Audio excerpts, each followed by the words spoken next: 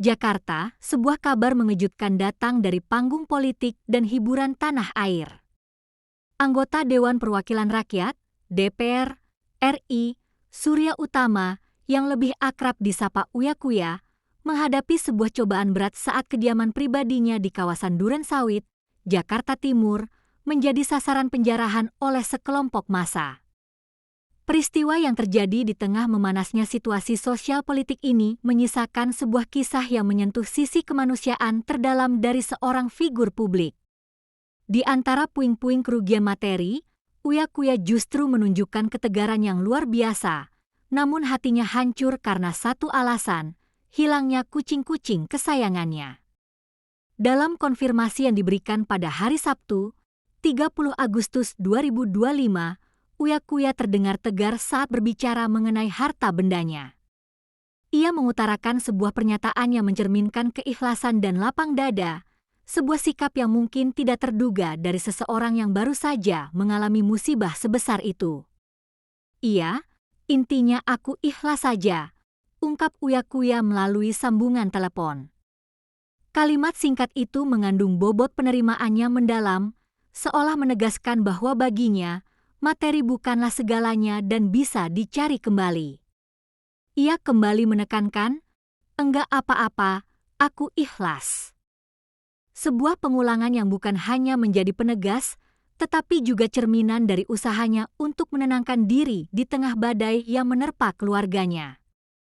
Namun, di balik ketegaran itu, tersimpan kerapuhan yang tak bisa ditutupi. Nada bicaranya berubah drastis saat topik beralih kepada anggota keluarga lain yang turut menjadi korban dalam insiden nahas tersebut, para kucing peliharaannya. Cuma yang sedih kucing-kucing, makhluk hidup dijarah gitu saja, lanjutnya dengan nada yang tak bisa menyembunyikan kesedihan. Disinilah letak inti dari kepiluan yang ia rasakan. Baginya, penjarahan ini bukan lagi sekadar pencurian barang, melainkan sebuah tindakan keji terhadap nyawa. Bagi seorang pecinta hewan, kehilangan hewan peliharaan seringkali dirasakan setara dengan kehilangan anggota keluarga.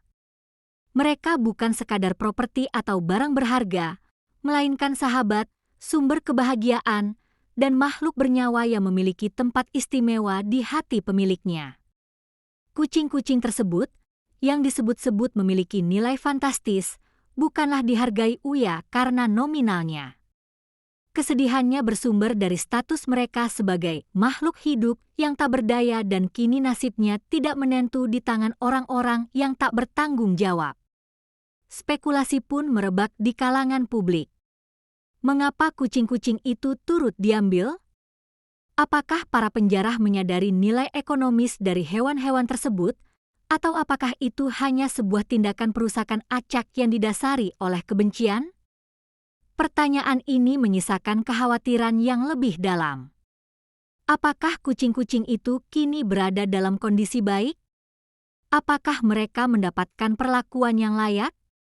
Ketidakpastian inilah yang menjadi sumber utama dari duka yang dirasakan oleh Uya Kuya dan keluarga. Lebih jauh, Uya Kuya mengaitkan peristiwa tragis ini dengan rentetan kejadian yang mendahuluinya. Ia menyayangkan bahwa penjarahan ini seolah menjadi puncak dari akumulasi sentimen negatif yang dipicu oleh penyebaran informasi bohong atau hoaks yang menyasar dirinya.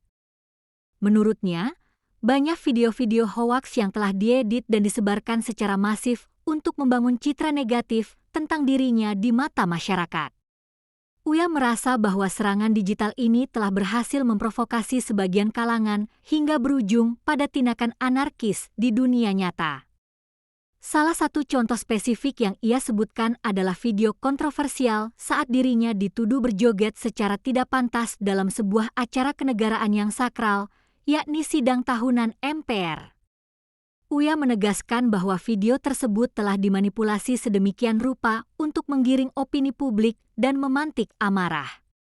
Konteks asli dari video tersebut dihilangkan dan diganti dengan narasi yang menyudutkan dirinya sebagai seorang pejabat publik yang tidak memiliki etika. Insiden ini menjadi sebuah pengingat keras tentang betapa berbahayanya disinformasi di era digital.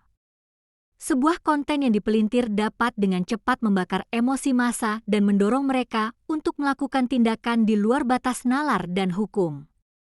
Rumah, yang seharusnya menjadi tempat paling aman bagi setiap individu dan keluarga, kini telah ternodai oleh kebencian yang lahir dari dunia maya. Keamanan privasi seorang warga negara, terlepas dari statusnya sebagai pejabat publik, telah dilanggar secara brutal. Peristiwa yang menimpa Uya Kuya ini bukan lagi sekadar berita kriminal biasa. Ini adalah cerminan dari fenomena sosial yang lebih besar, di mana batas antara kritik, fitnah, dan tindak kekerasan menjadi semakin kabur. Sikap ikhlas Uya terhadap kerugian materi menjadi antitesis yang kuat terhadap kebrutalan para pelaku. Di saat amarah bisa menjadi respons yang paling wajar, ia memilih untuk menunjukkan kebesaran hati. Namun, kebesaran hati itu memiliki batas. Batas itu adalah ketika yang direnggut bukan lagi benda mati, melainkan nyawa makhluk yang ia sayangi. Di titik inilah, sisi manusiawi Uya Kuya sebagai seorang ayah dan pemilik hewan peliharaan mengemuka dengan sangat jelas. Publik pun terbelah. Sebagian besar menyampaikan simpati yang mendalam, terutama terhadap nasib kucing-kucing yang malang itu. Media sosial dibanjiri oleh ucapan dukungan dan doa agar hewan-hewan tersebut dapat segera ditemukan dalam keadaan selamat. Namun, di sisi lain, perdebatan mengenai peran Uya Kuya sebagai figur publik dan politisi juga terus bergulir.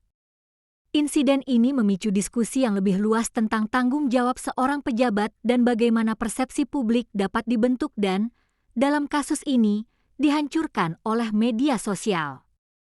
Pihak berwenang diharapkan dapat segera mengusut tuntas kasus penjarahan ini. Bukan hanya untuk menegakkan hukum dan mengembalikan aset yang hilang, tetapi juga untuk memberikan sinyal yang jelas bahwa tindakan main hakim sendiri yang dipicu oleh hoaks tidak dapat dibenarkan dalam sebuah negara hukum.